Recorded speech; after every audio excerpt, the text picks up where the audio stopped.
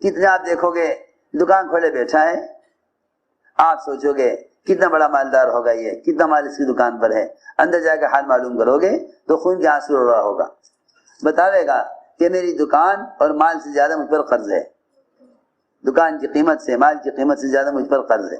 آپ دیکھو حالات معلوم کرو لوگوں، سبب ہے مگر اس سبب کی قیمت سے زیادہ اس پر قرضہ ہے۔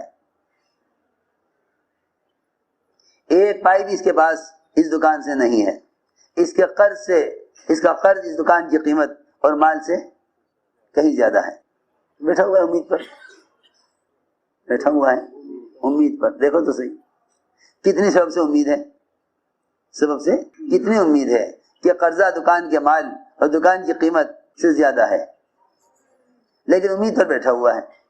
میں تمہیں کیا بتاؤں، آج کل مسلمان سے کہتا ہے کہ بھئی اسباب اختیار کرو، نا امید نہ ہو، نا امید تو غیر مسلم ہوتا ہے، نا امید تو غیر مسلم ہوتا ہے، آپ نا امید نہ ہو، اسباب اختیار کریں، نا امید نہ ہو، کیسی عجیب بات ہے۔ اللہ نے غیروں کے اطمینان کے لیے اسباب بنائے ہیں،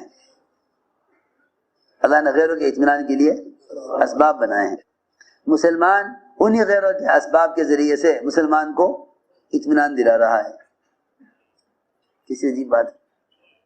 مسلمان کو اطمینان دلا رہا ہے اسباب سے، نہیں نا امید نہ ہو، تمہارے پاس ایک دکان ہے، نا امید نہ ہو، امید رکھو، کیسی عجیب بات ہے۔ ساری امیدیں اعمال سے ہٹ کر اسباب پر آ گئی ہیں، ساری امیدیں اعمال سے ہٹ کر اسباب پر آ گئی ہیں۔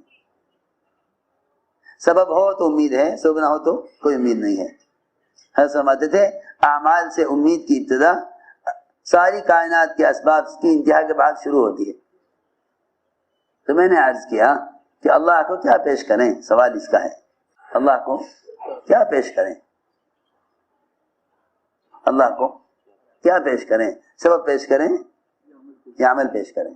بس یہ بات یاد رکھو، جس چیز پر یقین ہوگا وہ پیش کرے گا، جس چیز پر یقین ہوگا وہ اللہ کو پیش کرے گا، یہ یقینی بات ہے۔ اسباب والے اللہ کو اسباب پیش کریں گے اور دعا مانگیں گے۔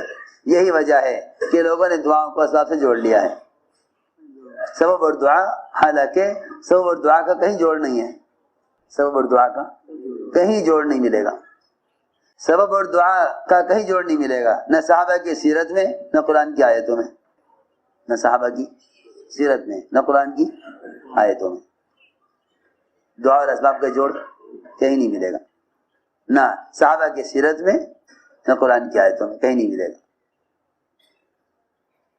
بلکہ جہاں بھی دیکھو گے وہاں دعائیں عبادات کے ساتھ ملیں گی، اسباب کے ساتھ نہیں، دعائیں ملیں گی عبادات کے ساتھ۔ ایاک نعبد و ایاک نستعین، استعانت دعا ہے، استعانت دعا ہے، اور اطاعت عبادت ہے۔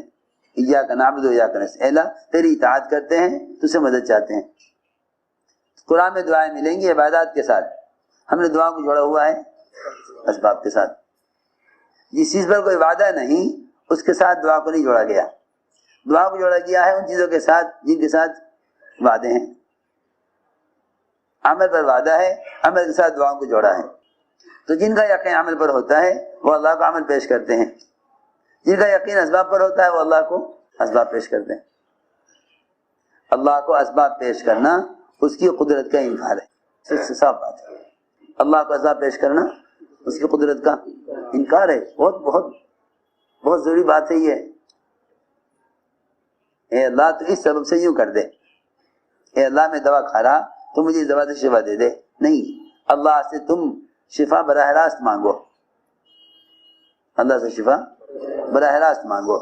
میرا مطلب یہ نہیں کہ دوا استعمال نہ کرو، مگر اللہ سے شفا دوا کی بنیاد پر نہ مانگو، اللہ سے شفا دوا کی بنیاد پر نہ مانگو،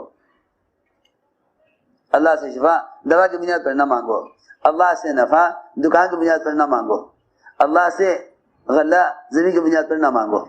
اے اللہ تیرے خزانے لامحدود ہیں، ساری دنیا کے اسباب اگلے پچھلے سب جمع کر دیے جائیں تو اللہ تعالیٰ کے خزانے کا ایک ذرہ بھی ان اسباب میں سما نہیں سکتا۔ اگر ساری دنیا کے مادی اسباب جمع کر دیے جائیں تو اللہ کے خزانے کا ایک ذرہ ان اسباب میں سما نہیں سکتا. یہ سارے اسباب کم رہ جائیں گے اللہ کے خزانے کے ایک ذرے